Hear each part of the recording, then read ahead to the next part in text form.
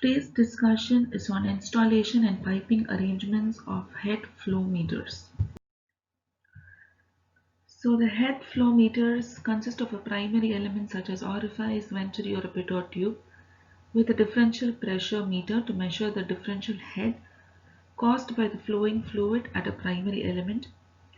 The differential pressure meter may be any of the various meters such as enlarged leg mercury manometer, the bell gauge, hollow gauge, and many other.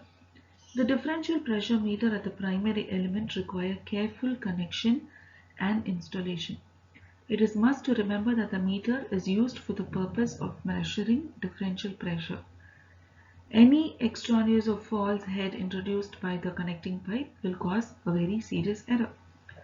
So hence we move on to the pressure pipe layout, and here the pressure piping is a pipe which connects the pipe taping of the head producers to the meter or the differential pressure transducers.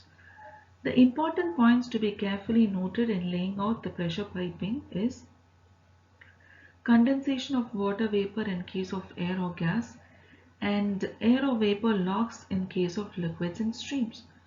So the following rule should be strictly followed in laying a pressure pipe so as to avoid the above difficulties. So for this reason, we have split it into two. One is meter below the pipe and meter above the pipe. And for meter below the pipe, you're going to see how the connections are to be made for liquids and streams and air and gases. Similarly, for meter above the pipe, we are going to calculate it for liquids and streams and again air and gases. So the first one is meter below the pipe. If the meter or the differential transducer is to be located below the level of the main or pipeline in which the orifices is installed, the pressure pipe should be laid as follows. The first is liquids, for liquids and steam. This is the diagram which tells how it has to be laid below the liquids and streams, where the pressure pipes should fall continuously from the orifice meter at a slope not less than 1/10 as shown in the diagram. If the horizontal distance is too high to allow this slope by direct connection between the orifice and the meter, then the pressure pipes may be first taken below the meter and then rise to the meter. Now the second one is for air and gases.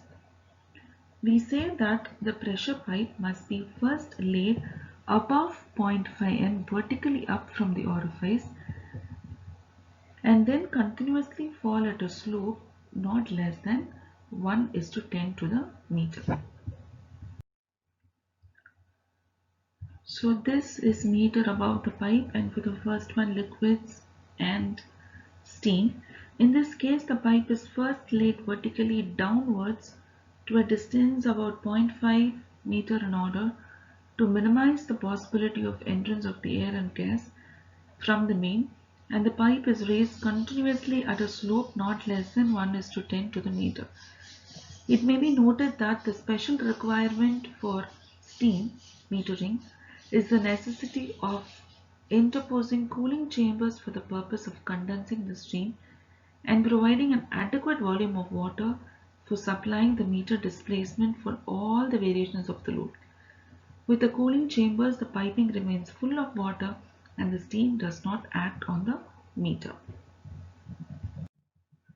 Now the next type is air and gases, where the impulse pipe is continuously raised at a slope not less than 1:10 from the orifice meter as shown. Now here the pressure pipes should be fitted with sumps at the lowest point, and the sump should be drained at a suitable interval which is already shown in the picture.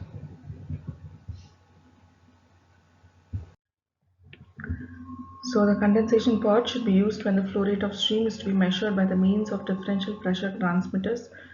The condensation pot secures smooth column of condensate in both the impulse lines connecting the differential pressure transmitters.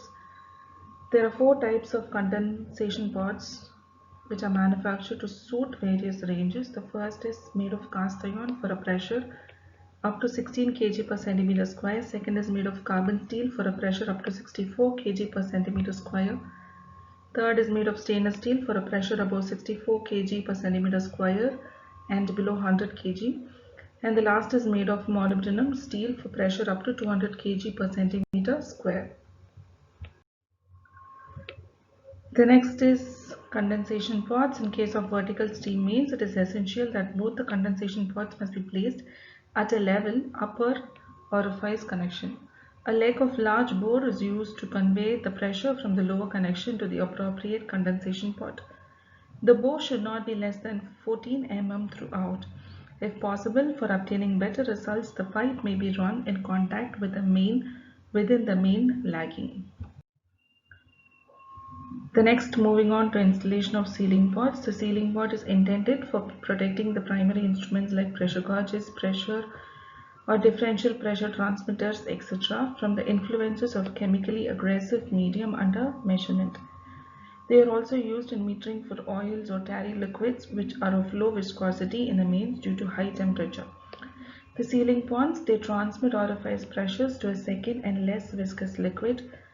The separating surfaces occurring in parallel bore of the sealing vessels and serving as frictionless pistons. They also transmit the orifice pressures to a second and less viscous liquid. The separating surface occurring in parallel, they always bore a sealing vessel and serving as frictionless pistons. The sealing liquid must be non-corrosive and immersible with the fluid to be metered. It should be preferably moderately low viscosity such as transformer oil, spindle oil, kerosene, paraffin, glycerin, etc. Now the last one is moving to the piping arrangement. Let us see what are the factors to be considered in the piping arrangement. The first is it must be absolutely free of leaks. The second is the connection lines must be clean and free from obstructions. Use as fitting as possible. The third is it must be pitch a 50 mm to prevent gas packets in drainage. The next is should not be more than 15 meter long, preferably much lesser. The connecting lines must be maintained at a temperature between 0 to 50 degrees centigrade.